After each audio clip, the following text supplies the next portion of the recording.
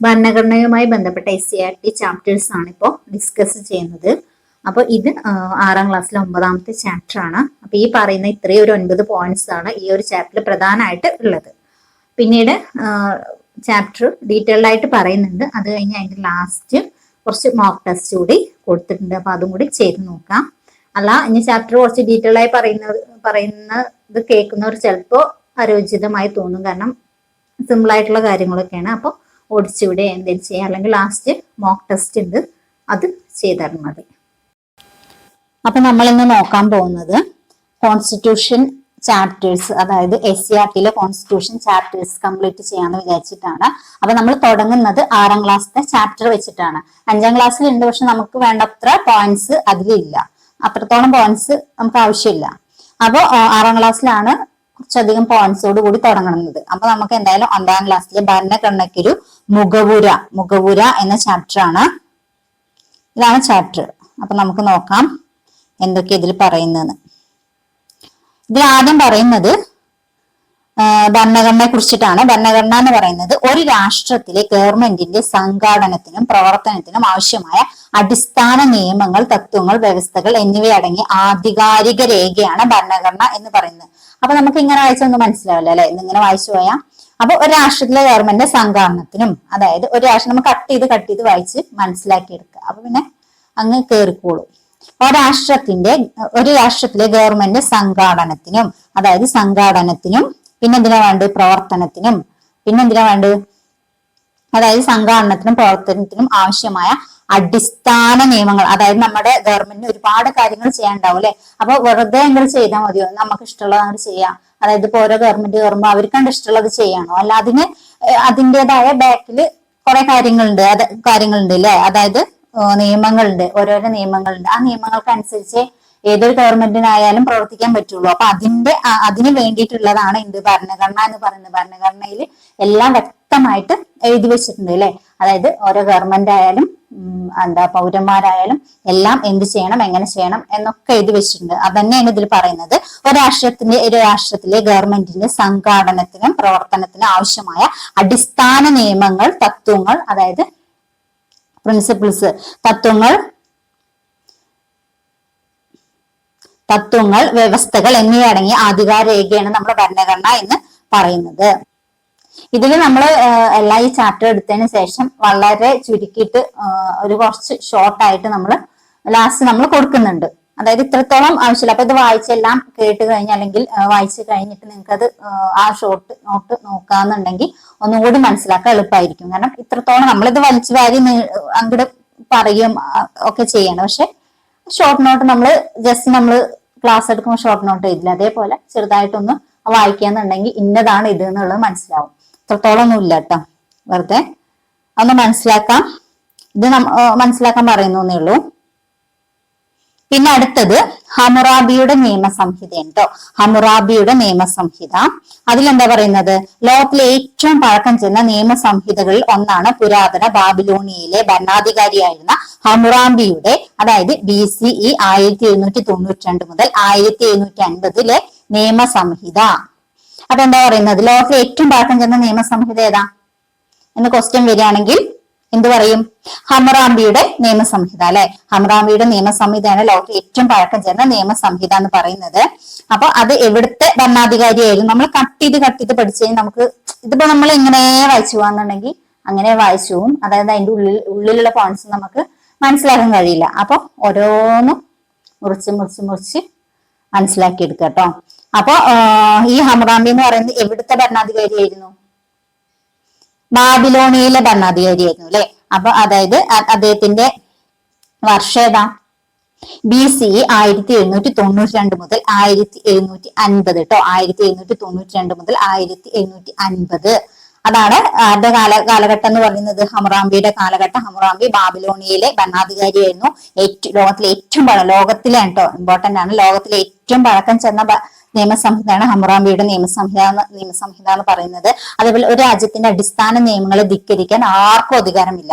അതായത് അദ്ദേഹം പറയുന്നുണ്ട് ഈ നിയമസംഹിതയിൽ എന്താ പറയുന്നത്, ഒരു രാജ്യത്തിന്റെ അടിസ്ഥാന നിയമങ്ങൾ. അപ്പൊ ഓരോ രാജ്യത്തിനും ഇപ്പൊ ഇന്ത്യക്കായാലും അമേരിക്കയ്ക്കായാലും ഓസ്ട്രേലിയക്കായാലും ആർക്കായാലും എന്തുണ്ട്, അവരുടേതായ നിയമങ്ങളുണ്ട് ഇല്ലെ, അവരുടെ നിയമസംഹിതകളുണ്ട്. അതിനെ ധിക്കരിക്കാം ആർക്കും കഴിയില്ല. ആ അടിസ്ഥാന നിയമങ്ങൾ ധിക്കരിക്കാൻ ആർക്കും അധികാരമില്ല എന്നാണ് എന്തിൽ പറയുന്നത്, ഈ ഹമ്മുറാബിയുടെ നിയമസംഹിതയിൽ പറയുന്നത്. അപ്പൊ മനസ്സിലായില്ലേ? ഇനി അടുത്ത മാഗ്ന കാർട്ട. ഞാനിത് വലിച്ചു വാരി അങ്ങനെ പറയട്ടെ, നിങ്ങൾക്ക് വേണമെങ്കിൽ സ്പീഡിലിട്ട് കേൾക്കാം, അല്ലെങ്കിൽ ജസ്റ്റ് നിങ്ങൾക്ക് വായിച്ചിട്ട് ആ ഷോർട്ട് നോട്ട് വായിച്ചാലും മതി. ഓരോരുത്തർ ഇഷ്ടം പോലെയാണത്. ചിലർക്ക് ഇത്രയും കേൾക്കുന്നത് ചിലപ്പോ അറിയുന്ന കാര്യമായിരിക്കും, അപ്പൊ ചിലപ്പോ കേൾക്കുന്നത് ഒരു അരോചകമായിട്ടൊക്കെ ചിലപ്പോ തോന്നും. എന്തായാലും നിങ്ങളുടെ ഇഷ്ടം പോലെ നിങ്ങളത് വായിക്കുക, അല്ലെങ്കിൽ ആ ഷോർട്ട് നോട്ട് വായിക്കുക, അങ്ങനെ എന്തെങ്കിലുമൊക്കെ ചെയ്യാം. പിന്നെ മാഗ്ന കാർട്ട. മാഗ്ന കാർട്ടയിൽ എന്താ പറയുന്നത്, ഇംഗ്ലണ്ടിലെ ജനങ്ങൾ രാജാക്കന്മാരുടെ ഏകാധിപത്യത്തിൽ വീർപ്പുമുട്ടിയിരുന്നു. അതായത് ഈ മാഗ്ന കാർട്ടക്ക് വരാനുള്ള കാരണം എന്താ, ഇംഗ്ലണ്ടിലെ ജനങ്ങൾ എന്ന് പറയുന്നത് രാജാക്കന്മാരുടെ ഏകാധിപത്യത്തിൽ വീർപ്പുമുട്ടി. അതായത് ഈ ഇംഗ്ലണ്ടിലെ ഏകാധിപതിമാരായിരുന്നു ആര്, രാജാക്കന്മാരെന്ന് പറയുന്നത്. അവിടുത്തെ ഭരണാധികാരികൾ എന്ന് പറയുന്നത് ആരായിരുന്നു, രാജാക്കന്മാരായിരുന്നു. അപ്പൊ രാജാക്കന്മാരുടെ ആ ഏകാധിപത്യ ഭരണത്തിൽ ആർക്ക് വീർപ്പുമുട്ടിയിരുന്നു, ജനങ്ങളാകെ ബുദ്ധിമുട്ടിലായിരുന്നു. ഇതിനെതിരെ CE 1215 ജോൺ രാജാവിനെ തടഞ്ഞു വെച്ച് ജനങ്ങൾ ഒപ്പുവെച്ച പ്രമാണമാണ് മാഗ്ന കാർട്ട. അപ്പൊ ഈ ഇതുണ്ടല്ലേ 1215 മാഗ്ന കാർട്ട ഒപ്പുവെച്ച വർഷം ചോദിച്ചിട്ടുണ്ട്. 1215 1215 1215 മാഗ്ന കാർട്ട ഒപ്പുവെച്ചത്. ആരാണ് ഒപ്പുവെച്ചത്, ജോൺ രാജാവാണ് അല്ലെ, ജോൺ രാജാവാണ് ഒപ്പുവെച്ചത്. ഇതിനെതിരെ CE 1215 ജോൺ രാജാവിനെ തടഞ്ഞു വെച്ച് ജനങ്ങൾ ഒപ്പുവെപ്പിച്ച, അതായത് അയാളെ തടഞ്ഞു വെച്ചിട്ടാണ്, അയാള് സ്വയം ഞാൻ ഒപ്പുവെക്കാമോ എന്ന് പറഞ്ഞ് ഒപ്പുവെച്ചൊന്നല്ല, അയാൾ അവിടെ തടഞ്ഞു വെച്ചിട്ടാണ്. കാരണം അത്രയും വീർപ്പുമുട്ടിയിരുന്നു ജനങ്ങൾ. അതുകൊണ്ട് തന്നെ അയാൾ അവിടെ തടഞ്ഞു വെച്ചിട്ട് ഒപ്പുവെക്കലാന്ന് പറഞ്ഞിട്ട് അങ്ങനെ ഒപ്പുവെപ്പിച്ച സാധനമാണ് എന്ത്, ഈ മാഗ്ന കാർട്ട എന്ന് പറയുന്നത്. അപ്പൊ ഈ മാഗ്ന കാർട്ട എന്ന് പറയുന്നത് 1215 ഒപ്പുവെച്ച ജോൺ രാജാവാണ്. പിന്നെന്താ പറയുന്നത്, ഇതിൽ പറയുന്നത് രാജാവും ഭരണകൂടവും നിയമത്തിന് അതീതരല്ല എന്നാണ് ഇത് വ്യക്തമാക്കുന്നത്. അതായത് ഈ മാഗ്ന കാർട്ടയിൽ എന്താ പറയുന്നത്, രാജാവും ഭരണകൂടവും എന്തിന് അതീതരല്ല, നിയമമാണ് അവിടെ മുഖ്യം. അതിനേക്കാൾ വലുതല്ല ആര്, രാജാവും ഭരണകൂടം എന്നാണ് എന്തിൽ പറയുന്നത്, ഈ മാഗ്ന കാർട്ടയിൽ പറയുന്നത്. മനുഷ്യാവകാശങ്ങളുടെ ചരിത്രത്തെ നാഴികക്കല്ലായിരുന്നു മാഗ്ന കാർട്ടയെ കണക്കാക്കുന്നു. അപ്പൊ മാഗ്ന കാർട്ട എന്ന് പറയുന്നത് മനുഷ്യാവകാശ ചരിത്രത്തിൽ നാഴികക്കല്ലായിട്ടാണ് എന്തിനെ കണക്കാക്കുന്നത്, മാഗ്ന കാർട്ടയെ കണക്കാക്കുന്നത്. കാരണം എന്താ, ജനങ്ങൾ അവിടെ വീർപ്പുമുട്ടി, അത്രയും സഹിക്ക വയ്യാതെ ആ രാജാവിനെ അവിടെ തടഞ്ഞു വെച്ചു. എന്നിട്ട് ഒപ്പുവെക്കാൻ പറഞ്ഞു, അതായത് ആളുകളെല്ലാം കൂടി തടഞ്ഞു വെച്ച് അയാളെ കൊണ്ട് ഒപ്പുവെപ്പിച്ചതാണ് എന്ത്, ആ മാഗ്ന കാർട്ട എന്ന് അറിയപ്പെടുന്നത്. അത് ഈ മാഗ്ന കാർട്ട ഒപ്പുവെച്ചത് ആരാന്നൊക്കെ ചോദിച്ചത് ജോൺ രാജാവാണ്. അതേപോലെ അതിന്റെ വർഷം എല്ലാം ചോദിച്ചിട്ടുണ്ട് കേട്ടോ. അപ്പൊ ഇത് മനസ്സിലായില്ലേ മാഗ്ന കാർട്ട. ഇതില് ജസ്റ്റ് മാഗ്ന കാർട്ട എഴുതിയിട്ട് അണ്ടർലൈൻ ചെയ്തിട്ട് ഇത്രേ പോയിന്റ്സ് ഉണ്ടാവുള്ളൂ. ഒന്ന് ജോൺ രാജാവ്, 1215, പിന്നെന്താ, പിന്നെ മാഗ്ന കാർട്ട 1215, പിന്നെന്താ പറയുന്നത്, രാജാവും ഭരണകൂടം നിയമത്തിന് അതീതരല്ല എന്നാണ് ഇതിൽ പറഞ്ഞത്. ഇത്ര 2-3 പോയിന്റ്സ് ഉള്ളൂ. ഇങ്ങനെ വായിക്കുമ്പോൾ വലുതായിട്ട് തോന്നും. ഇനി അടുത്ത് പറയുന്നത് മഹത്തായ വിപ്ലവത്തെ കുറിച്ചിട്ടാണ്. അപ്പൊ ഈ 17-ാം നൂറ്റാണ്ടിൽ ഇംഗ്ലണ്ടിൽ പാർലമെന്റിലെ താല്പര്യങ്ങൾക്ക് വിരുദ്ധമായി പ്രവർത്തിച്ച രാജാക്കന്മാരും പാർലമെന്റും തമ്മിൽ നിരവധി സംഘർഷങ്ങൾ ഉണ്ടായി. അതായത് ഈ രാജാക്കന്മാരെ എന്താക്കിയിരുന്നു, ഈ അവരുടെ താല്പര്യങ്ങൾക്കനുസരിച്ചിട്ടാണ് ആര് പ്രവർത്തിച്ചിരുന്നത്, രാജാക്കന്മാര് പ്രവർത്തിച്ചിരുന്നത്.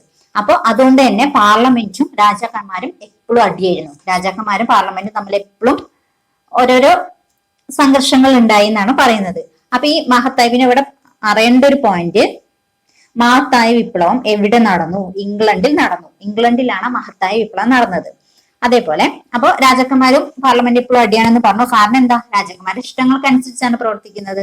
പിന്നീട് അതിൽ പ്രധാനപ്പെട്ടതാണ് CE 1688 മഹത്തായ വിപ്ലവം. അപ്പൊ ഇതും ഇമ്പോർട്ടന്റ് ആട്ടോ ഈ വർഷം.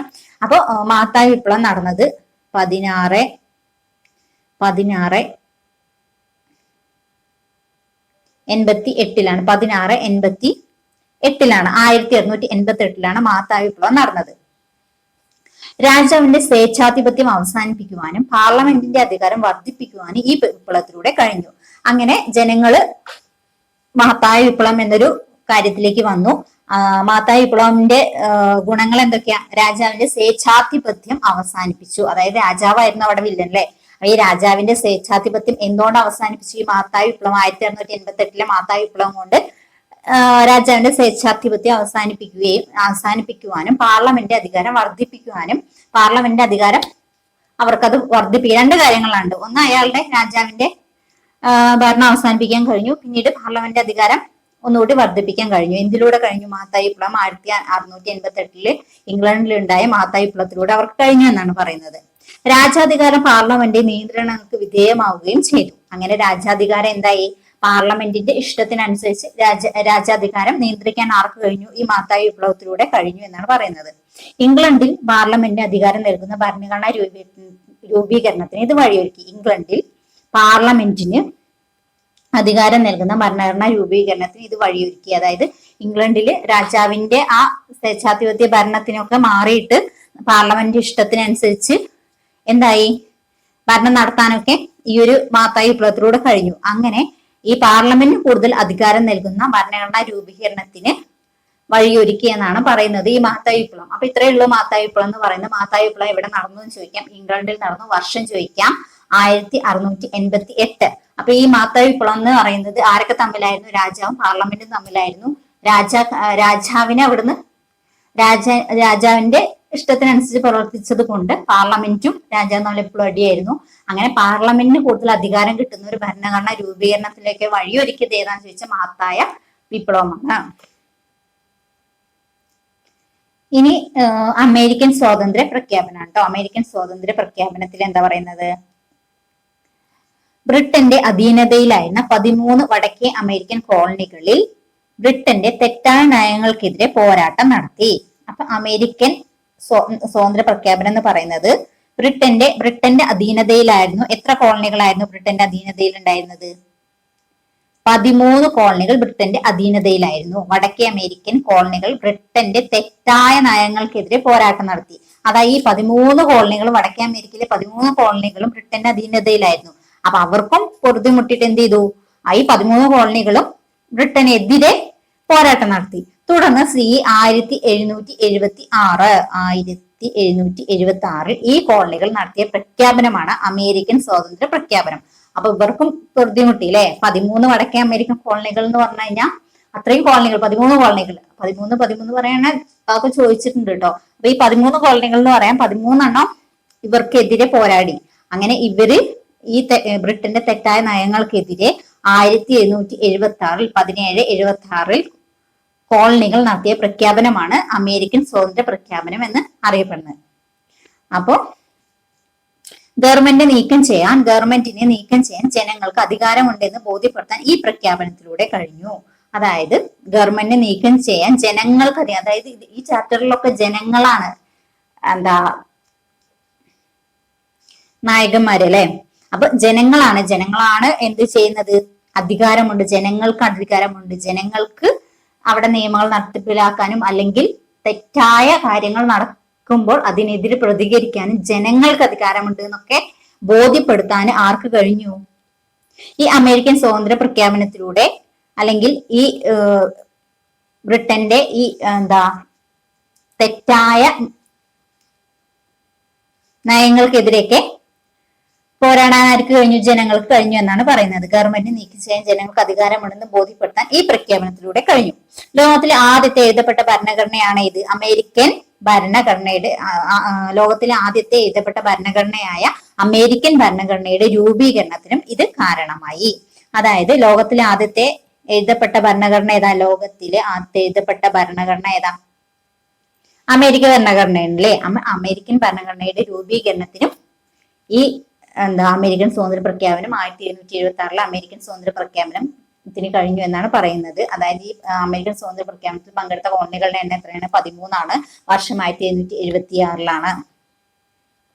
അടുത്ത് പറയുന്നത് ഫ്രഞ്ച് വിപ്ലവം കേട്ടോ. സ്വാതന്ത്ര്യം, സമത്വം, സഹോദര്യം എന്നീ മുദ്രാവാക്യങ്ങൾ ഉയർത്തി ഫ്രഞ്ച് ജനത 1789 നടത്തിയ വിപ്ലവമാണിത്. അപ്പോ ഇതിൽ പറയുന്നത് എന്താണ്? സ്വാതന്ത്ര്യം, സമത്വം, സാഹോദര്യം എന്നീ മുദ്രാവാക്യങ്ങളാണ് എന്തുമായി ബന്ധപ്പെട്ടതാണ് ചോദിച്ചാൽ ഫ്രഞ്ച് വിപ്ലവവുമായി ബന്ധപ്പെട്ടതാണ്. ഫ്രഞ്ച് ജനത 1789 അപ്പോ 1789 നടത്തിയ വിപ്ലവമാണ് ഫ്രഞ്ച് വിപ്ലവം. സ്വാതന്ത്ര്യം, സമത്വം, സാഹോദര്യം എന്നീ മുദ്രാവാക്യങ്ങളൊക്കെ അവർ ഉയർത്തിക്കൊണ്ട് ഏത് വർഷം നടത്തിയത്? 1789 നടത്തിയ വിപ്ലവമാണ് ഫ്രഞ്ച് വിപ്ലവം എന്ന് അറിയപ്പെടുന്നത്. രാജാധികാരത്തിനെതിരെ ജനങ്ങളുടെ പരമാധികാരം എന്ന ആശയം അംഗീകരിക്കപ്പെട്ടത് ഈ വിപ്ലവത്തിലൂടെയാണ്. അതായത് രാജാധികാരത്തിനെതിരെ ജനങ്ങൾക്കാണ് പരമാധികാരം എന്ന ആശയം അംഗീകരിക്കപ്പെട്ട ഏത് വിപ്ലവത്തോടു കൂടിയാണ്? ഫ്രഞ്ച് വിപ്ലവത്തോടു കൂടിയാണ്. ഇതോടെ ഫ്രാൻസിൽ ഒരു ഭരണഘടന രൂപപ്പെടുകയും രാജാവിന്റെ അധികാരങ്ങൾ ഭരണഘടനക്ക് വിധേയമാക്കപ്പെടുകയും ചെയ്തു. അപ്പൊ ഈ ഫ്രഞ്ച് വിപ്ലവത്തോടെ 1789 ഫ്രഞ്ച് വിപ്ലവത്തോടെ എന്ത് സംഭവിച്ചു? ഫ്രാൻസിൽ ഒരു ഭരണഘടന രൂപപ്പെട്ടു. അതേപോലെ രാജാവിന്റെ അധികാരങ്ങൾ ഭരണഘടനയ്ക്ക് വിധേയമാക്കപ്പെടുകയും, അപ്പോഴും രാജാവിന്റെ ഇഷ്ടത്തിനനുസരിച്ച് പ്രവർത്തിക്കാൻ കഴിയില്ല, ഭരണഘടനയ്ക്ക് വിധേയമാക്കപ്പെടുകയും ചെയ്തു ആര്യ രാജാവ്, അല്ലെ? എന്തുകൊണ്ട്? ഈ ഫ്രഞ്ച് വിപ്ലവം കൊണ്ട്, 1789 ഫ്രഞ്ച് വിപ്ലവത്തോടു കൂടി. ഇത് കുട്ടികൾക്ക് പൂരിപ്പിക്കാൻ ഒരു വർക്ക്ഷീറ്റ് ഉണ്ട്. അതെന്താ നോക്കാം. രാജാവിന്റെ അധികാരങ്ങൾ ഭരണഘടനയ്ക്ക് വിധേയമായി. രാജാവിന്റെ അധികാരങ്ങൾ ആർക്ക് വിധേയമായി? ഭരണഘടനയ്ക്ക് വിധേയമായി. ഏത് വിപ്ലവവുമായി ബന്ധപ്പെട്ടതാ? ഫ്രഞ്ച് വിപ്ലവവുമായി ബന്ധപ്പെട്ടതാ കേട്ടോ. ഫ്രഞ്ച് വിപ്ലവവുമായി ബന്ധപ്പെട്ടതാണ്. ലോകത്തിലെ ആദ്യത്തെ എഴുതപ്പെട്ട ഭരണഘടന ഏതാ? അമേരിക്കൻ ഭരണഘടനയാണ്, അല്ലെ? ചരിത്രത്തിലെ ഏറ്റവും പഴക്കം ചെന്ന നിയമസംഹിത ഏതാ? നമ്മൾ ഫസ്റ്റ് പറഞ്ഞു അല്ലെ, ഹമ്മുറാബിയുടെ നിയമസംഹിതയാണ്. രാജാവിന്റെ സ്വേച്ഛാധിപത്യം അവസാനിക്കുകയും പാർലമെന്റിന്റെ അധികാരം വർദ്ധിക്കുകയും ചെയ്തു. രാജാവിന്റെ സ്വേച്ഛാധിപത്യമൊക്കെ അവസാനിപ്പിച്ച് പാർലമെന്റിന്റെ അധികാരം വർദ്ധിക്കുകയും ചെയ്ത ഏതാ? മാത്തായി വിപ്ലവം അല്ലെ. മാത്തായി വിപ്ലവത്തിന്റെ വർഷം ഏതാ? 1688 ആണ് കേട്ടോ. 1688. അതുപോലെ മനുഷ്യാവകാശങ്ങളുടെ ചരിത്രത്തിലെ നാഴികക്കല്ല്, മനുഷ്യാവകാശങ്ങളുടെ ചരിത്രത്തിലെ നാഴികക്കല്ല് എന്നറിയപ്പെടുന്ന ഏത് വിപ്ലവം ഏതാണ്? മാഗ്ന-കാർട്ടയാണ് അല്ലെ. 1215 ജോൺ രാജാവ് ഒപ്പുവെച്ച മാഗ്ന-കാർട്ടയാണ് മനുഷ്യാവകാശങ്ങളുടെ ചരിത്രത്തിലെ നാഴികക്കല്ലെന്ന് പറയുന്നത്. ഇനി ഇവിടെ ഒരു ബോക്സ് ആയി തന്നിട്ടുണ്ട്. ഭരണഘടന അതിന്റെ സ്വഭാവം അനുസരിച്ച് മാറ്റം വരുത്തുന്ന പ്രക്രിയ, രൂപം കൊണ്ട രീതി എന്നൊക്കെ പറയുന്നത്. അപ്പൊ സ്വഭാവം അനുസരിച്ച് ഏതൊക്കെ സ്വഭാവം ഉണ്ട്? ഇത് ജസ്റ്റ് നമുക്ക് അറിയാൻ വേണ്ടിയിട്ടാണ് കേട്ടോ. ലിഖിത ഉണ്ട്, അലിഖിത ഉണ്ട് അല്ലെ. അതേപോലെ മാറ്റം വരുത്തുന്നതിനുള്ള പ്രക്രിയ ഏതൊക്കെയാണ്? ദൃഢമായതുണ്ട്, അയവുള്ളതുണ്ട് അല്ലെ. ദൃഢമായ ഭരണഘടനയുണ്ട്, അയവുള്ളതുണ്ട് അല്ലെ. അതുപോലെ രൂപം കൊണ്ട രീതി, നടപ്പിലാക്കിയത്, പരിണമിച്ചത്. നടപ്പിലാക്കിയത് നമുക്ക് ചിലപ്പോൾ ഒരു കൺഫ്യൂഷൻ ആവും. നടപ്പിലാക്കിയതോ അതെന്താ? പരിണമിച്ചത് എന്താന്നൊരു കൺഫ്യൂഷൻ വരും. നടപ്പിലാക്കിയതിനൊക്കെ ഉദാഹരണം ഇന്ത്യയാണ് കേട്ടോ. ഇന്ത്യ നടപ്പിലാക്കിയ ഭരണഘടനയ്ക്ക് ഉദാഹരണമാണ് ഇന്ത്യ എന്നൊക്കെ പറഞ്ഞത് വരുന്നുണ്ട് ഒരു ബോക്സ് തന്നെ. അപ്പൊ ലിഖിതം എന്ന് പറയുന്നത് പറഞ്ഞില്ലേ, അതായത് ലിഖിതം എന്ന് പറഞ്ഞാൽ ഒരു രാഷ്ട്രത്തിന്റെ അടിസ്ഥാന തത്വങ്ങളും നിയമങ്ങളും എന്താക്കും? എഴുതി തയ്യാറാക്കുക. രാഷ്ട്രത്തിന്റെ അടിസ്ഥാന തത്വങ്ങളും, ഒരു രാഷ്ട്രത്തിന് ഓരോ തത്വങ്ങളും നിയമങ്ങളൊക്കെ ഉണ്ടാവും. അതൊക്കെ എന്ത് ചെയ്യുക? ഒരു പുസ്തക രൂപത്തിലാക്കിയിട്ട് എഴുതി തയ്യാറാക്കിയതാണ് ലിഖിതം എന്ന് പറയുന്നത്. അതിന് ഉദാഹരണമാണ് ഇന്ത്യ, അമേരിക്ക എന്നൊക്കെ പറയുന്നത് അല്ലെ. അപ്പൊ ഇന്ത്യ, അമേരിക്കയൊക്കെ ലിഖിത ഭരണഘടനയ്ക്ക് ഉദാഹരണമാണ്. പിന്നീട് പറയുന്നത് അലിഖിതമാണ്. ഒരു രാഷ്ട്രത്തിന്റെ അടിസ്ഥാന തത്വങ്ങളും നിയമങ്ങളും ഒരു പുസ്തക രൂപത്തിലൊന്നും ആക്കാതെ ഉള്ളത് തന്നെയാണ് അലിഖിത ഭരണഘടന എന്ന് പറയുന്നത്. അതിന് ഉദാഹരണമാണ് യുണൈറ്റഡ് കിങ്ഡം, ന്യൂസിലാൻഡൊക്കെ അലിഖിത ഭരണഘടനയ്ക്ക് ഉദാഹരണമാണ്. ഇനി അടുത്ത് പറയുന്നത് ദൃഢമായത്, അയവുള്ളത്. ദൃഢമായത് പറഞ്ഞാൽ മാറ്റം വരുത്തുന്നതിനൊക്കെ കുറച്ച് കർക്കശ സ്വഭാവം ഉള്ളത്. അതായത് മാറ്റം വരുത്തുന്നത്, ഭേദഗതി എന്തെങ്കിലുമൊക്കെ വരുത്തണം എന്നുണ്ടെങ്കിൽ ആ ഭരണഘടന നടപടിക്രമങ്ങൾ ഭയങ്കര കർക്കശമായിരിക്കും. അങ്ങനെയുള്ള ഭരണഘടനകൾ ഏതൊക്കെ രാജ്യത്താണ് ഉള്ളത്? അമേരിക്കയുടെ ഭയങ്കര ദൃഢമാണ്, ഓസ്ട്രേലിയയുടെയും ദൃഢമാണ് കേട്ടോ. ഓസ്ട്രേലിയയുടെയും അമേരിക്കയുടെ ഒക്കെ ഭയങ്കര ദൃഢമായ ഭരണഘടനയാണ്. അയവുള്ളതിന് ഉദാഹരണം ഏതൊക്കെയാ? എളുപ്പത്തിൽ മാറ്റം വരുത്താൻ, അതായത് ഭേദഗതിയൊക്കെ എളുപ്പത്തിൽ ചെയ്യാൻ പറ്റുന്നത് യുണൈറ്റഡ് കിങ്ഡം, ന്യൂസിലാൻഡ് കേട്ടോ. UK-ക്കും ന്യൂസിലാൻഡൊക്കെ വേഗം മാറ്റം വരുത്താൻ പറ്റും. കാരണം അവരുടെ അവിടെ എഴുതി തയ്യാറാക്കിയിട്ടൊന്നുമില്ല കേട്ടോ. അവരുടെ സ്വരൂപത്തിലൊന്നുമില്ല. അലിഖിതമാണ് UK-യും ന്യൂസിലാൻഡും, അതേപോലെ അയവുള്ളതുമാണ് UK-യും ന്യൂസിലാൻഡും. പിന്നെ ഇത് നടപ്പിലാക്കിയത് ഭരണഘടനാ നിർമ്മാണ സഭയുടെയോ കൗൺസിലിന്റെയോ രൂപീകരണ ശേഷം എഴുതി തയ്യാറാക്കി പ്രാബല്യത്തിൽ വരുത്തിയ ഭരണഘടനയാണ് നടപ്പിലാക്കിയത് എന്നറിയപ്പെടുന്നത്. അതായത് നടപ്പിലാക്കിയത്, നമ്മൾ ക്വസ്റ്റ്യൻ കണ്ടുകഴിഞ്ഞാൽ നമുക്കൊരു കൺഫ്യൂഷൻ, നടപ്പിലാക്കിയതോ എന്ന് എങ്ങനെ കൺഫ്യൂഷൻ വരും. അതിന് ഉദാഹരണം എന്താ വെച്ചാൽ അമേരിക്ക പറഞ്ഞാൽ എഴുതി തയ്യാറാക്കിയതാണ്.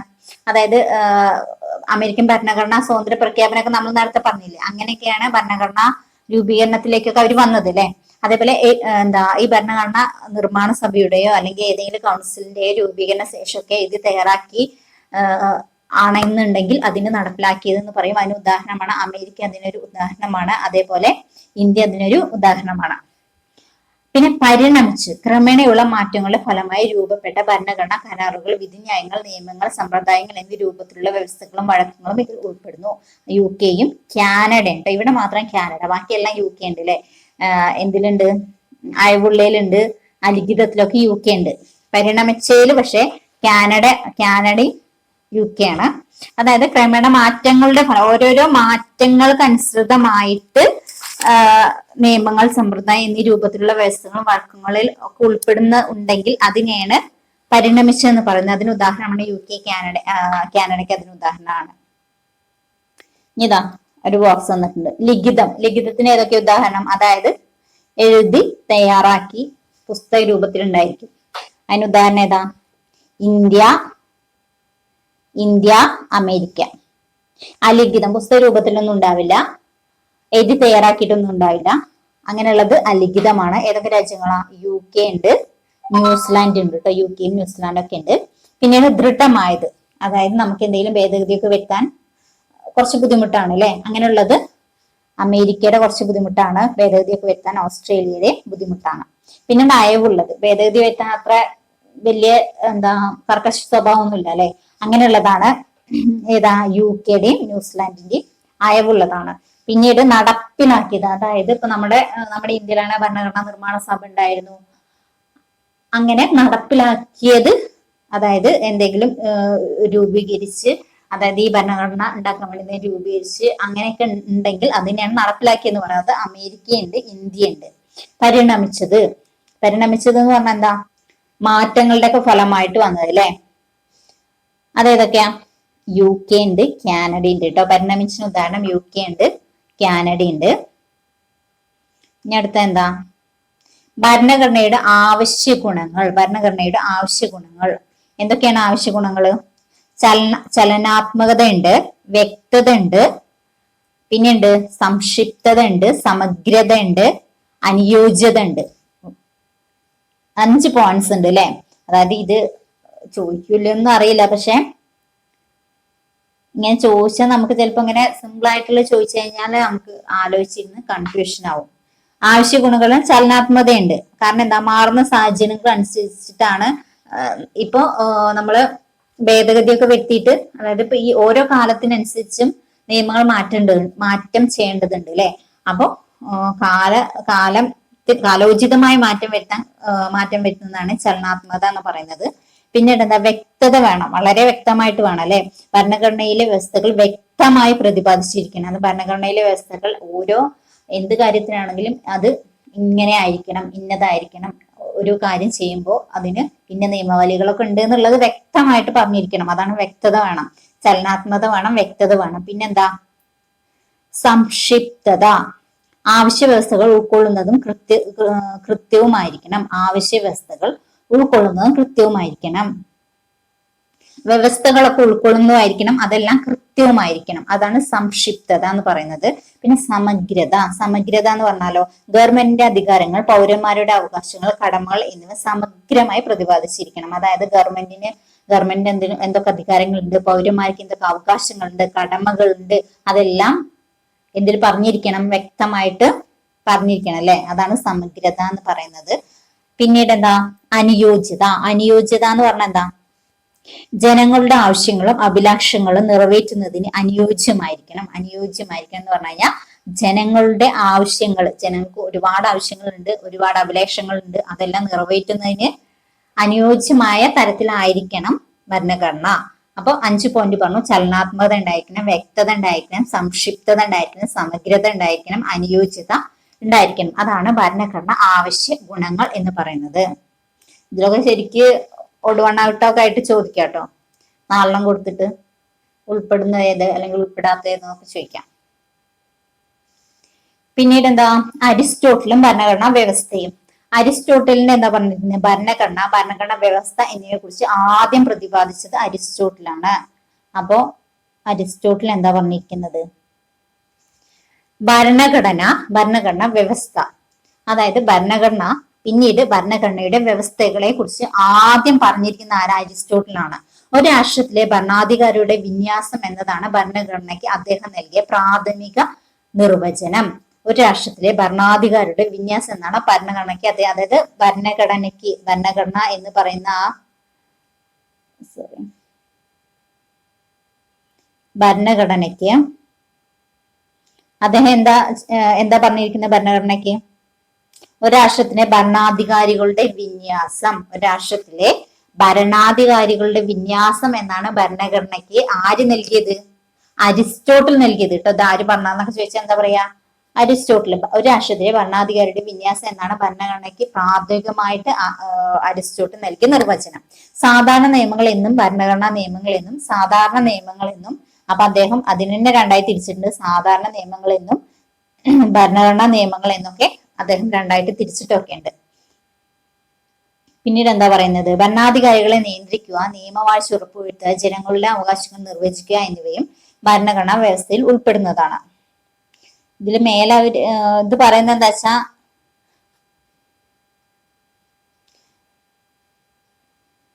ഭരണാധികാരിയുടെ നിയമങ്ങൾ അനുസരിക്കാൻ ബാധ്യസ്ഥരാണെന്ന് തിരിച്ചറിഞ്ഞില്ലേ? വ്യക്തികൾക്കു മേൽ നിയമങ്ങളുടെ നിയന്ത്രണം ഉള്ളതുപോലെ അധികാരികൾക്കു മേലും ചില നിയന്ത്രണങ്ങൾ നിലവിലുണ്ട്. അതായത് വ്യക്തികൾക്ക് നിയമം മൂലം കുറെ നിയന്ത്രണങ്ങളുണ്ട്, അതുപോലെ തന്നെ അധികാരികൾക്കുമുണ്ട്. പരിധിയില്ലാത്ത അധികാരങ്ങൾ ഭരണാധികാരികൾക്ക് നൽകി അത് ജനങ്ങളുടെ സ്വാതന്ത്ര്യത്തെ ഹനിക്കുകയും സ്വേച്ഛാധിപത്യത്തിന് കാരണമാവുകയും ചെയ്യും. ഇതിനെതിരെയാണ് ഭരണഘടനാ വ്യവസ്ഥ നിലകൊള്ളുന്നത്. എന്തിനാണ് ഈ ഭരണഘടനാ വ്യവസ്ഥ എന്ന് പറയുന്നത് എന്ന് മനസ്സിലായില്ലേ? അതായത് ആവശ്യമില്ലാത്ത അധികാരങ്ങളൊക്കെ നമുക്ക് ഭരണാധികാരികൾക്ക് നൽകി കഴിഞ്ഞാൽ നമ്മുടെ മേലെ കയറി അവര് കൂടുതൽ സ്വാതന്ത്ര്യം എടുക്കും അല്ലെ. അതൊക്കെ ഇല്ലാതിരിക്കാൻ വേണ്ടിയിട്ടാണ് ഭരണഘടനാ വ്യവസ്ഥ എന്ന് പറഞ്ഞ സംഭവം അരിസ്റ്റോട്ടിൽ പറഞ്ഞത്. പിന്നെ ഭരണഘടനാ വ്യവസ്ഥയൊക്കെ പറഞ്ഞത് അരിസ്റ്റോട്ടിലാണല്ലോ. അപ്പൊ ഈ ഭരണഘടനാ വ്യവസ്ഥ എന്ന് പറഞ്ഞാൽ അദ്ദേഹം ഉദ്ദേശിച്ചത് ഇത് തന്നെയാണ്. അതായത് നമ്മുടെ മേലെ കയറി ഭരിക്കാൻ നിൽക്കരുത്, ജനങ്ങളുടെ മേലെ കയറി ഭരിക്കാൻ നിൽക്കരുത്, അവർക്ക് നിയമം മൂലം ഒരു കൺട്രോൾ വേണം അല്ലെ. അതാണ് പറയുന്നത്. ഗവൺമെന്റിന്റെ അധികാരങ്ങളെ ഭരണപരമായി പരിമിതപ്പെടുത്തുന്ന രാഷ്ട്രീയ ക്രമമാണ് ഭരണഘടനാ വ്യവസ്ഥ. ഗവൺമെന്റിന്റെ അധികാരങ്ങളെ ഭരണഘടനാപരമായി പരിമിതപ്പെടുത്തുന്നതിനാണ് ഭരണഘടനാ വ്യവസ്ഥ എന്ന് പറയുന്നത്. ഇതൊന്നും ശരിക്ക് മനസ്സിലാക്കി വെക്കാനുള്ളൂ കേട്ടോ. ഭരണാധികാരികളെ നിയന്ത്രിക്കുക, നിയമവാഴ്ച ഉറപ്പുവരുത്തുക, ജനങ്ങളുടെ അവകാശം നിർവചിക്കുക എന്നിവ ഭരണഘടനാ വ്യവസ്ഥയിൽ ഉൾപ്പെടുന്നതാണ്. അപ്പൊ ഭരണാധികാരികളെ നിയന്ത്രിക്കുക, നിയമവാഴ്ച ഉറപ്പുവരുത്തുക, ജനങ്ങളുടെ അവകാശം നിർവചിക്കുക എന്നൊക്കെ ഭരണഘടനാ വ്യവസ്ഥയിൽ ഉൾപ്പെടുന്നതാണ്. അതുപോലെ പിന്നീട് ഒരു കോളം നൽകിയിട്ടുണ്ട്. ഇതിൽ പറയുന്നുണ്ട് ഭരണാധികാരികളുടെ അധികാരങ്ങൾ നിശ്ചയിച്ചിട്ടുണ്ട് അല്ലെ. അതേപോലെ പൗരന്മാരുടെ അവകാശം നിർവചിക്കുന്നു. ഭരണഘടനയിൽ പറഞ്ഞിട്ടുണ്ട് അല്ലെ. സ്വേച്ഛാധിപത്യത്തെ പ്രോത്സാഹിപ്പിക്കുന്നുണ്ടോ? ഇല്ല. ഭരിക്കുന്നവന് പരിധിയില്ലാതെ അധികാരം നൽകുന്നു ഉണ്ടോ? ഇല്ല അല്ലെ. കൺട്രോൾ ചെയ്യാൻ വേണ്ടി തന്നെയാണ് അല്ലെ ഭരണഘടനാ വ്യവസ്ഥ കൊണ്ടുവന്നിരിക്കുന്നത്. പിന്നെ അധികാരങ്ങൾ കൂടുതൽ പരിധിയില്ലാതെ നൽകുവോ? ഇല്ല. നിയമവാഴ്ച ഉറപ്പുവരുത്തുന്നു. ശരിയാ. ഞാൻ ആവശ്യമുള്ള മാത്രം മാർക്ക് ചെയ്ത് വെച്ചതാണ്. ഇന്ത്യൻ ഭരണഘടനയുടെ ഉത്ഭവം ബ്രിട്ടീഷ് ഭരണത്തിന് കീഴിലുള്ള ഇന്ത്യയുടെ ചരിത്രവുമായി ബന്ധപ്പെട്ടിരിക്കുന്നു. അപ്പൊ ഇന്ത്യൻ ഭരണഘടന എന്ന് പറയുന്ന ഒറ്റയടിക്കാണ് പൊട്ടിപ്പുറപ്പെടുന്നല്ല അല്ലെ. ഒരുപാട് നമ്മള് കുറെ ഭരണാധികാരികളും ഒരുപാട് പേരുടെ കഷ്ടപ്പാടിന്റെ ഒക്കെ ഫലമായിട്ടാണ് നമുക്ക് ഭരണഘടന എന്ന് പറയുന്ന ആ സംഭവത്തിലേക്ക് എത്തിയില്ലേ. നമ്മള് ക്യാബിനറ്റ് മിഷൻ, അതിന് മുമ്പുള്ള സൈമൺ കമ്മീഷൻ, അതൊക്കെ ഭരണഘടനയിലേക്ക് എത്തുന്നതിന് ഹെൽപ്പ് ചെയ്തിട്ടുള്ള കാര്യങ്ങളാണല്ലേ. ഓരോരോ സ്റ്റെപ്പ് ബൈ സ്റ്റെപ്പ് ആയിട്ടാണ് നമ്മൾ ഈ ഭരണഘടനയിലേക്ക് എത്തിയിട്ടുള്ളത്. അതാണ് പറയുന്നത് ഇന്ത്യൻ ഭരണഘടനയുടെ ഉത്ഭവം ബ്രിട്ടീഷ് ഭരണത്തിന് കീഴിലുള്ള ഇന്ത്യൻ ചരിത്രവുമായി ബന്ധപ്പെട്ടിരിക്കുന്നു. അതിൽ ഫസ്റ്റ് പറയുന്നത് ഇംഗ്ലീഷ് ഈസ്റ്റ് ഇന്ത്യ കമ്പനിയെ കുറിച്ചാണ്. ഇന്ത്യയുടെ വ്യാപാര ബന്ധം സ്ഥാപിക്കുന്നതിന് വേണ്ടി CE 1600 English east India company സ്ഥാപിക്കപ്പെട്ടു. അപ്പൊ ഇംഗ്ലീഷ് ഈസ്റ്റ് ഇന്ത്യ കമ്പനി സ്ഥാപിക്കപ്പെട്ട വർഷം ഏതാ? 1600ലാണ് കേട്ടോ. 1600ലാണ് ഇംഗ്ലീഷ് ഈസ്റ്റ് ഇന്ത്യ കമ്പനി സ്ഥാപിച്ചത്. അങ്ങനെ കച്ചവടത്തിനായി വന്ന ബ്രിട്ടീഷുകാർ ക്രമേണ അധികാരികളായി മാറിയതോടെ ഇന്ത്യയുടെ ഭരണം കമ്പനിയുടെ കൈകളിലായി. അപ്പോൾ ശരിക്കും അവർ എന്തിനാ വന്നത്? കച്ചവടത്തിന് വന്നതാണ്. പക്ഷെ പിന്നീട് കാലക്രമേണ അവരുടെ കയ്യിലായി. നമ്മുടെ ഇന്ത്യ എന്ന് പറയുന്നത് അവരുടെ ഭരണത്തിന് കീഴിലായി. അവരുടെ നിയമങ്ങളും അവരുടെ കാര്യങ്ങളൊക്കെ നടപ്പിലാക്കാൻ തുടങ്ങി. 1600 അവർ കമ്പനി സ്ഥാപിച്ചു. പിന്നീട് ഇന്ത്യ അവരുടെ കൈകളിലായി. പിന്നെ പറയുന്ന 1857 ഒന്നാം സ്വാതന്ത്ര്യ സമരമാണ്. ബ്രിട്ടീഷുകാർക്കെതിരെ ഇന്ത്യക്കാർ നടത്തിയ ആദ്യ ബഹുജന സമരമാണ്. അപ്പൊ ബ്രിട്ടീഷുകാർ ഇന്ന് നോട്ട് ചെയ്തോ കേട്ടോ. ബ്രിട്ടീഷുകാർക്കെതിരെ ഇന്ത്യയിൽ നടത്തിയ ആദ്യ ബഹുജന സമരം ഏതാണെന്ന് ചോദിച്ചാൽ 1857 ഒന്നാം സ്വാതന്ത്ര്യ സമരമാണ്. ഇംഗ്ലീഷ് ഈസ്റ്റ് ഇന്ത്യ കമ്പനിയുടെ ഭരണം അവസാനിപ്പിക്കുന്നതിന് ഇത് കാരണമായി. അപ്പൊ English east India company 1600 company സ്ഥാപിച്ചു.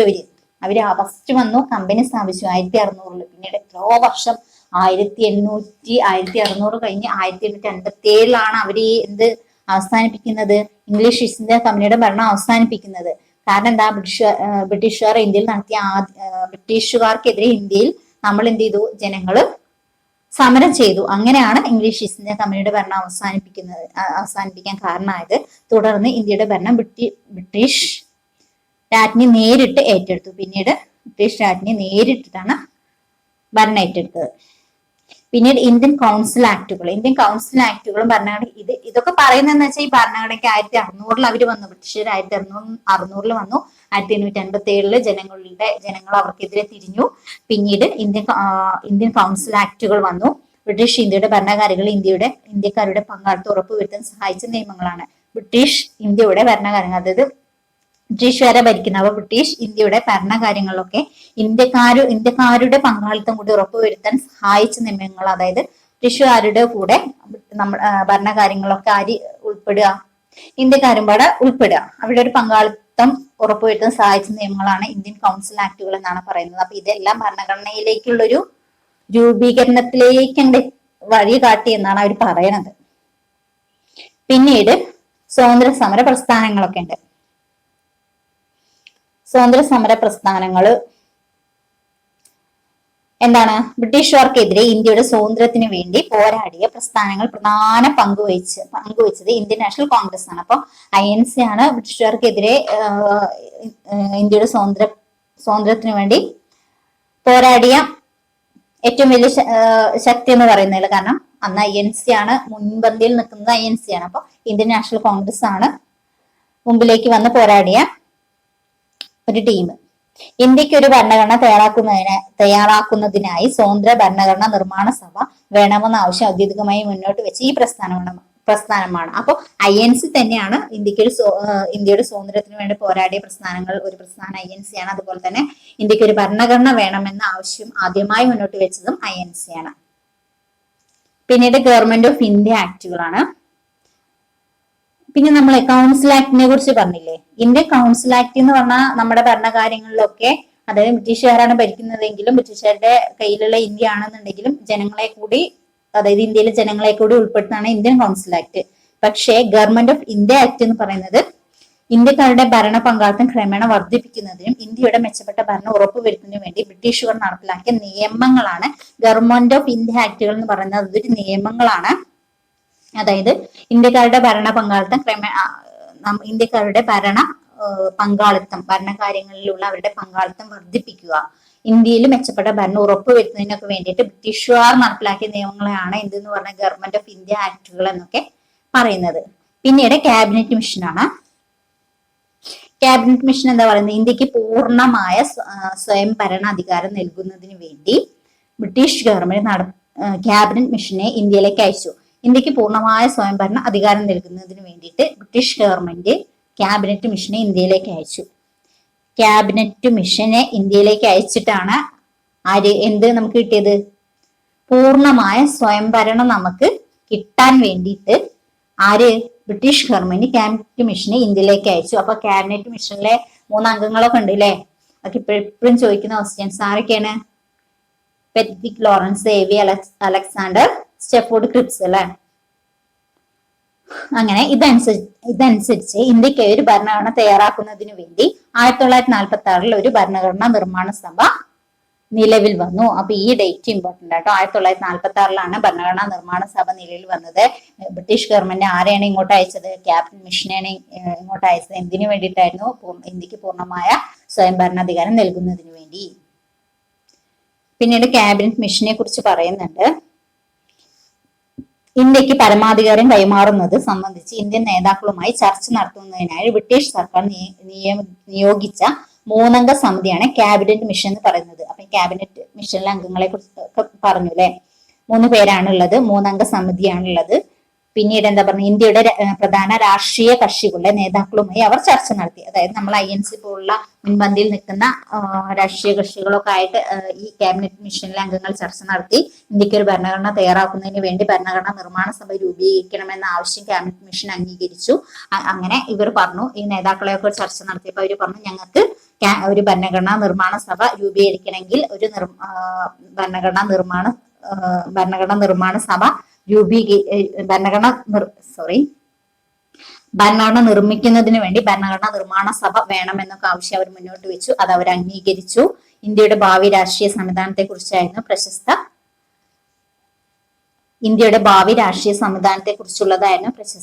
മിഷൻ എന്ന് പറയുന്നത്. അപ്പൊ ക്യാബിനറ്റ് മിഷൻ പറഞ്ഞു, ക്യാബിനറ്റ് മിഷൻ എന്തിനു വന്നതാണ്, നമുക്ക് ഭരണഘടന പരമാധികാരം കൈമാറുന്നതിന് വേണ്ടി വന്നതാണ്. 3 അംഗ സമിതിയാണ്. ലോറൻസ് എ.വി. അലക്സാണ്ടർ, സ്റ്റെഫോർഡ് ക്രിപ്സ് ആണ്. അങ്ങനെ ANC പ്രധാന നേതാക്കളൊക്കെ ആയിട്ട്, അതായത് മുൻപന്തിയിൽ നിൽക്കുന്ന പ്രധാന നേതാക്കളൊക്കെ ആയിട്ട് ചർച്ച നടത്തിയപ്പോൾ അവർ പറഞ്ഞു, ഞങ്ങൾക്ക് ഭരണഘടന വേണം, ഭരണഘടന വേണമെന്നുണ്ടെങ്കിൽ എന്ത് വേണം, ഭരണഘടനാ നിർമ്മാണ സഭ ഒരു സമിതിയൊക്കെ വേണം, അത് വേണം എന്ന് അവരോട് ആവശ്യപ്പെട്ടു. അവരത് അംഗീകരിച്ചു. അതാണ് ക്യാബിനറ്റ് മിഷൻ എന്ന് പറയുന്നത്. പിന്നെ പറയുന്നത് ഡോക്ടർ രാജേന്ദ്ര പ്രസാദ് ആണ്. ഡോക്ടർ രാജേന്ദ്ര പ്രസാദ് ഭരണഘടനാ നിർമ്മാണ സഭയുടെ അധ്യക്ഷൻ എന്ന് പറയുന്നത് ആരാണ്? ഡോക്ടർ രാജേന്ദ്ര പ്രസാദ് ആണ് അല്ലെ. ഡോക്ടർ BR അംബേദ്കർ ചെയർമാനുള്ള ഡ്രാഫ്റ്റിംഗ് കമ്മിറ്റിയാണ് ഭരണഘടനയുടെ കരട് രൂപം എഴുതി തയ്യാറാക്കിയത്. അപ്പൊ ഈ ഡോക്ടർ രാജേന്ദ്ര പ്രസാദ് എന്ന് പറയുന്ന ആരാണ്? ഭരണഘടനാ നിർമ്മാണ സഭയുടെ അധ്യക്ഷൻ ആരാന്ന് ചോദിച്ചാൽ ഡോക്ടർ രാജേന്ദ്ര പ്രസാദ് ആണ്. അതിന്റെ ഡ്രാഫ്റ്റിംഗ് കമ്മിറ്റിയുടെ തലവൻ ആരാ? ഡോക്ടർ BR അംബേദ്കർ ആണ് കേട്ടോ. Drafting committee chairman doctor BR അംബേദ്കറും ഭരണഘടനാ നിർമ്മാണ സമിതിയുടെ അധ്യക്ഷൻ ഡോക്ടർ രാജേന്ദ്ര പ്രസാദുമാണ്. അങ്ങനെ ഭരണഘടനാ നിർമ്മാണ സഭ 1949 നവംബർ 26 ഭരണഘടനയ്ക്ക് അംഗീകാരം നൽകി. അങ്ങനെ അവര് ഈ ഭരണഘടനാ നിർമ്മാണ സഭ എന്നൊക്കെ പറയുന്നത് വലിയൊരു പ്രൊസീജിയർ ആണല്ലേ. അതിൽ കുറെ കാര്യങ്ങളൊക്കെ ഉണ്ടാവും, വരും ക്ലാസ്സുകളിൽ പഠിക്കും. ഇത് 6ാം ക്ലാസ് എത്തിയിട്ടല്ലേ ഉള്ളൂ. അപ്പൊ അവർക്ക് അതിൻ്റെതായ ചുരുക്കത്തിലാണ് അവർ പറഞ്ഞിട്ടുള്ളൂ.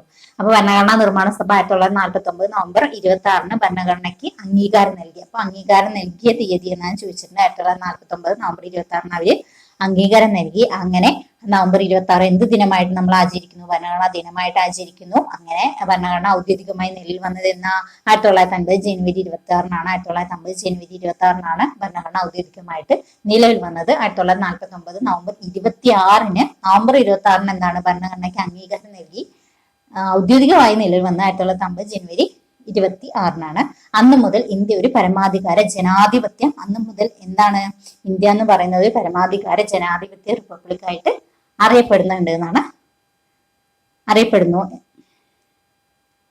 പിന്നീട് നമ്മുടെ ഇന്ത്യൻ ഭരണഘടനയുടെ ആമുഖത്തെ കുറിച്ച് പറയുന്നുണ്ട് കേട്ടോ. ആമുഖത്തെ കുറിച്ച് പറയുന്നുണ്ട്. ആമുഖത്തിൽ എന്താണ് ഫസ്റ്റ് തുടങ്ങുന്നത്? എന്താണ്? ഭാരതത്തിലെ ജനങ്ങളായ നാം എന്ന രീതിയിലാണ് കേട്ടോ തുടങ്ങുന്നത്. പരമാധികാര സ്ഥിതി സമത്വ മതേതരത്വ ജനാധിപത്യ റിപ്പബ്ലിക് ആണ് കേട്ടോ. പസമ ജെറി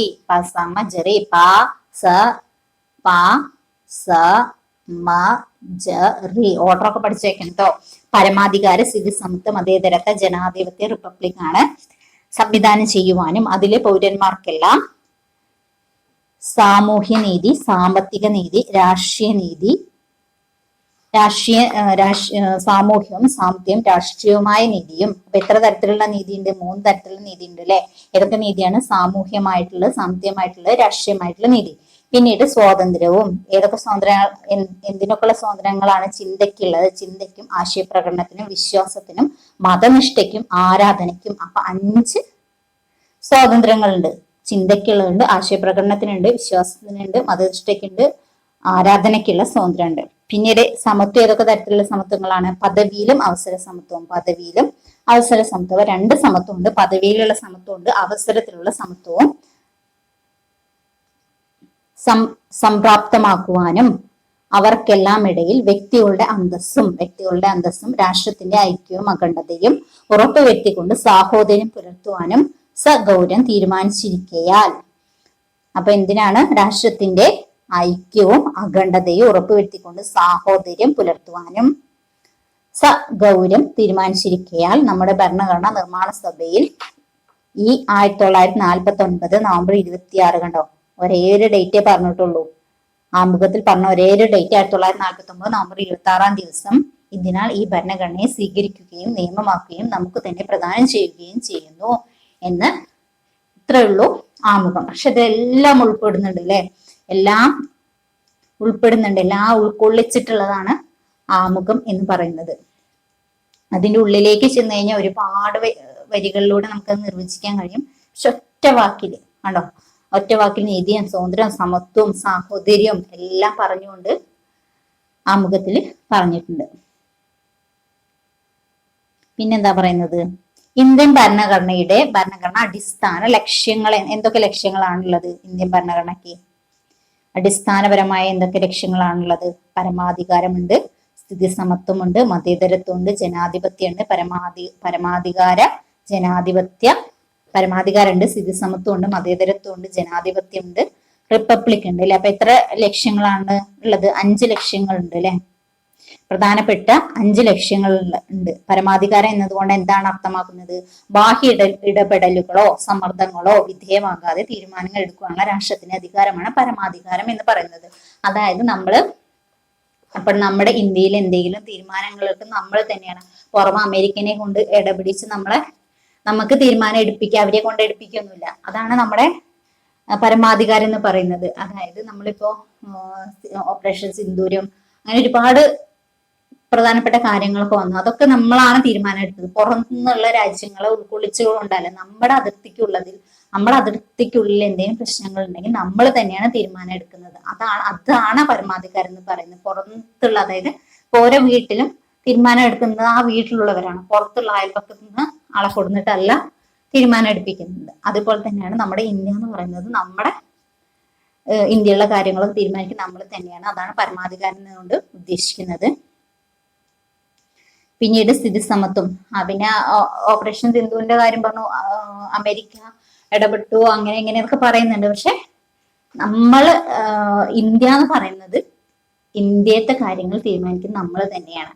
അത് മറ്റുള്ളവര് ഇടപെട്ടു അങ്ങനെ എങ്ങനെയെന്ന് പറഞ്ഞു കഴിഞ്ഞാലും, കാരണം നമ്മുടെ ആമുഖത്തിൽ അത് പറയുന്നുണ്ട്, പരമാധികാര സ്റ്റേറ്റ് ആണ് നമ്മളെ എന്ന് പറയുന്നത്. അപ്പൊ നമുക്ക് പുറമെ നിന്ന് ഒരാളെ കൊടുത്ത് നമ്മളെ ഇവിടെ വന്ന് തീരുമാനം എടുപ്പിക്കേണ്ട ആവശ്യമില്ല. അതാണ് പരമാധികാരം എന്ന് പറയുന്നത്. പിന്നെ സ്ഥിതി സമത്വം, എല്ലാവർക്കും തുല്യ പദവിയും അവസര സമത്വം ഉറപ്പുവരുത്തിക്കൊണ്ട് സാമൂഹ്യ നീതി നിലനിർത്തുന്നു. അപ്പൊ സ്ഥിതി സമത്വം, എല്ലാവർക്കും തുല്യ പദവി, എല്ലാവർക്കും ഒരേ പദവിയാണ്. അവസര സമത്വം, എല്ലാവർക്കും ഒരേ അവസര സമത്വമാണ്. തുല്യ പദവിയും അവസര സമത്വം ഉറപ്പുവരുത്തിക്കൊണ്ട് സാമൂഹ്യ നീതി നിലനിർത്തുന്നു. ഓരോരുത്തർക്കും ഓരോ പദവിയും അല്ലെങ്കിൽ അവസരങ്ങൾ എല്ലാവർക്കും ഒരേപോലെ അല്ലെങ്കിൽ ലഭിക്കുന്നില്ലെങ്കിൽ അവിടെ സാമൂഹ്യ നീതി ഒന്നും നിലനിർത്താൻ പ്രയാസമായിരിക്കും. അതുകൊണ്ട് സാമൂഹ്യ നീതി ഒരേപോലെ നിലനിർത്തുന്നതിന് വേണ്ടിയിട്ടാണ് സ്ഥിതി സമത്വം എന്നൊരു പോയിന്റ് അവിടെ പറഞ്ഞിരിക്കുന്നത്. പിന്നെ മതേതരത്വം എന്ന് പറഞ്ഞാൽ നമ്മുടെ രാഷ്ട്രത്തിന് ഏതെങ്കിലും മതമുണ്ടോ? പ്രത്യേകിച്ച് ഒരു മതത്തിനെ കുറിച്ച് നമ്മൾ പറയുന്നില്ല, എല്ലാ മതങ്ങളോടും ഒരേ പരിഗണനയാണ്. അതാണ് മതേതരത്വം എന്നുകൊണ്ട് ഉദ്ദേശിക്കുന്നത്. പിന്നീട് ജനാധിപത്യം എന്ന് പറഞ്ഞാൽ ജനങ്ങളാൽ തെരഞ്ഞെടുക്കപ്പെട്ട പ്രതിനിധികളുടെ ഭരണം ആണ് നമ്മളുള്ളത് അല്ലെ. ജനങ്ങളാണ് തെരഞ്ഞെടുക്കപ്പെടുന്നത്. ആര് ഭരിക്കണം എന്നുള്ളത് ജനങ്ങൾ തീരുമാനിക്കുന്നു. അങ്ങനെയുള്ള ഭരണമാണ് ജനാധിപത്യം എന്ന് പറയുന്നത്. ഇതിലൂടെ ജനങ്ങളാണ് പരമാധികാരികൾ. അതായത് ആമുഖത്തിൽ തന്നെ പറയുന്നത് ജനങ്ങൾക്കാണ് അധികാരികൾ. കാരണം ഇപ്പോഴത്തെ മുഖ്യമന്ത്രിയുടെ സെലക്ഷൻ പ്രോസസ്സിലൊക്കെ ജനങ്ങൾ എത്രത്തോളം ഇടപെട്ടു എന്നുള്ളതൊക്കെ നമ്മൾ കണ്ടിട്ടുണ്ടാവും അല്ലെ. അപ്പൊ ജനങ്ങളാണ് പരമാധികാരികൾ എന്ന് പറയുന്നത്. പിന്നീട് പറയുന്നത് മുഖ്യമന്ത്രിയുടെ സെലക്ഷൻ പ്രോസസ് എന്ന് പറഞ്ഞു കഴിഞ്ഞാൽ നിയമപരമായ കാര്യങ്ങളിലല്ല കേട്ടോ, ജനങ്ങളുടെ വോയിസ്, അതായത് ഇന്ന ആളാവണം എന്നുള്ള ജനങ്ങളുടെ ആ ഒരു വോയിസ് പറയാം, അത് അവരുടെ അധികാരമാണ്. അത് അവർക്ക് ആരാവണം എന്നുള്ളത് അവർക്ക് പറയാനുള്ള അധികാരം ഉണ്ട്. അതാണ് ഉദ്ദേശിച്ചത് കേട്ടോ. പിന്നെ റിപ്പബ്ലിക്കിൽ എന്താ പറയുന്നത്? തെരഞ്ഞെടുപ്പിലൂടെ രാഷ്ട്രത്തലവനെ തീരുമാനിക്കുന്ന സംവിധാനമാണ് റിപ്പബ്ലിക് എന്ന് പറയുന്നത്. അതായത് നമ്മള് തെരഞ്ഞെടുപ്പിലൂടെയാണ് രാഷ്ട്രത്തലവനെ തീരുമാനിക്കുന്നത്. അതിനെയാണ് റിപ്പബ്ലിക് എന്ന് പറയുന്നത്. ഇന്ത്യയുടെ രാഷ്ട്രത്തലവനായ രാഷ്ട്രപതി തിരഞ്ഞെടുക്കപ്പെട്ട വ്യക്തി ആയിരിക്കണമെന്ന് നമ്മുടെ ഭരണഘടന അനുശാസിക്കുന്നു. അപ്പൊ നമ്മുടെ രാഷ്ട്രത്തലവൻ എന്ന് പറയുന്ന ആളെ തെരഞ്ഞെടുക്കപ്പെടുന്ന ഒരു വ്യക്തി ആയിരിക്കണം എന്ന് ആര് പറയുന്നുണ്ട്? ഭരണഘടന പറയുന്നുണ്ട്.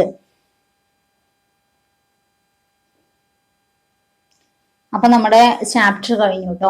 ഇതാണ്, ഇത്രയേ ഉള്ളൂ ഈ ഒരു 6ാം ക്ലാസ്സിലെ ഈ ഒരു ചാപ്റ്ററിൽ. അപ്പോൾ ഇത്രയും വാരി വലിച്ചിട്ടൊന്നും നമുക്ക് അറിയാൻ വേണ്ടി മാത്രമേ ഉള്ളൂ വാരി വലിച്ച് പറഞ്ഞിട്ടുള്ളൂ. വളരെ ഒരു നോട്ട്ബുക്കിൽ ഒരു ഓരോ പോയിന്റ് ആക്കി എഴുതുന്നുണ്ടെങ്കിൽ ചിലപ്പോൾ 2 പേജിലൊക്കെ ഒതുങ്ങാവുന്നേ ഉണ്ടാവുള്ളൂ.